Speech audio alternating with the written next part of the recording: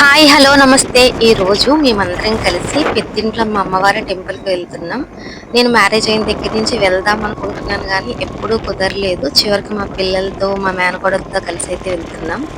First time వెళ్తున్నాను, ఎలా ఉంటుందో ఏంటో అనుకున్నాను కానీ గుడి అయితే చాలా బాగుంది.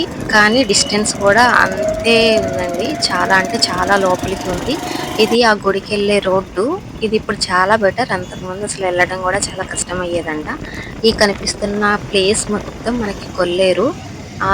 మనకనే చూపు మేరలో ఎక్కడ ఇల్లు కానీ ఏమి కనిపించో, అంత కొల్లేరు మాత్రమే కనిపిస్తుంది. అది మొత్తం దాటుకుని వెళితే అప్పుడు అమ్మవారి టెంపుల్ వస్తుంది మనకి. ఇక్కడికి ఎలా వెళ్ళాలి అంటే ఆకివీడి నుండి కైకలూరుకు వెళ్లే రోడ్లో మధ్యలో ఆలపాడు అనే ఒక చిన్న ఊరు వస్తుంది. అటు నుంచి అటు లోపలికి వెళ్ళాలి. అక్కడ అమ్మవారి టెంపుల్ అయితే ఉంటుంది. ఇప్పుడు మనకు కనిపిస్తున్నది ఆ టెంపుల్ యొక్క ఆర్చ్ అండి. ఆ లోపలికి వెళ్తే మనకి టెంపుల్ వ్యూ మొత్తం ఇలా కనిపిస్తుంది. చూసారా, చాలా అంటే చాలా విశాలంగా ఉంది. ఎంత మంది వచ్చినా సరే మొత్తం చాలా సరిపోతుంది అనమాట. అంత బాగుంది. ఇది బయట నుండి అండి. ఆ టెంపుల్ కి వెళ్ళడానికి ఎంట్రన్స్ అన్నమాట. నేను ఇప్పుడు చూపిస్తున్న ప్లేస్ అయితే ఇక్కడ మనకి శివుడు పార్వతులు దర్శనమిస్తారు. చూడండి ఎంత బాగున్నారో కదా. చూడటానికి రెండు కళ్ళు సరిపోవట్లేదు. ఇక్కడ దర్శనం చేసుకున్న తర్వాత లోపలికి ఎంట్రన్స్ అయితే ఇలా ఉంటుంది. అమ్మవారికి జాతర చేస్తారండి. అసలు చాలా అంటే చాలా బాగా చేస్తారు. అంటే నేను విన్నాను కానీ ఎప్పుడూ చూడలేదు. నెక్స్ట్ టైం జాతర టైంలో నేను వెళ్తే కంపల్సరీ వీడియో తీసి అయితే అప్లోడ్ చేస్తాను. డెఫినెట్ గా చూడండి. నేను లాస్ట్ టైం మందలపుర శివాలయం వీడియో పెట్టాను కదా, దానిలో 18 శక్తి పీఠాలు అని కూడా పెట్టాను. ఆ శక్తి పీఠాలు కూడా మనకి ఇక్కడ ఈ చుట్టుపక్కల కనిపిస్తున్నాయి కదండి, అక్కడ చూడొచ్చు. ఇక్కడ కూడా చక్కగా అమ్మవారిని ప్రతిష్ఠించారు. ఇంకా నేను నా బ్యాక్గ్రౌండ్ లో ఆ ప్లేస్ అయితే చూపిస్తున్నాను కదా, చాలా బాగుంటుంది.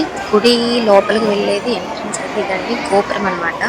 లోపలికి వెళ్ళడానికి ఇది మొత్తం అమ్మవారి గుడి గోపురం మొత్తం అయితే క్లియర్ గా చూపిస్తున్నాను.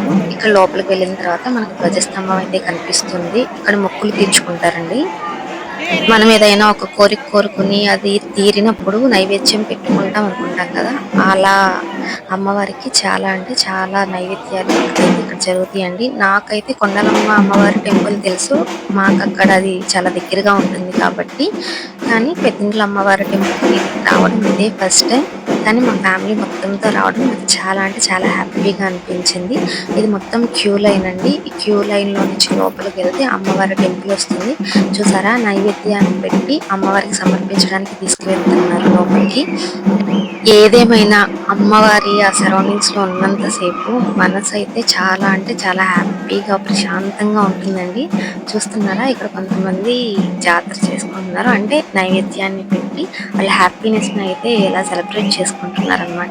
అసలు అమ్మవారిని చూడడానికి రెండు కళ్ళు సరిపోలేదండి, అంత బాగున్నారు. ఇంకా అమ్మవారి దర్శనం అయిన తర్వాత అక్కడ నుంచి బయటకు వస్తే మనకు నాగేంద్ర స్వామి దర్శనం కూడా అవుతుంది. ఆ బయటికి వచ్చేసిన తర్వాత ఇక్కడ మనకి గాజులు అన్ని కొనుక్కోవడానికి షాప్స్ కూడా అవైలబుల్ గా ఉంటాయి. ఇందాక నేను బయట నుండి లోపలికి వెళ్ళేటప్పుడు ఎలా ఉంది అని చూపించాను కదా, ఇప్పుడు లోపల నుండి బయటకు వచ్చే ప్లేస్ అండి ఇది.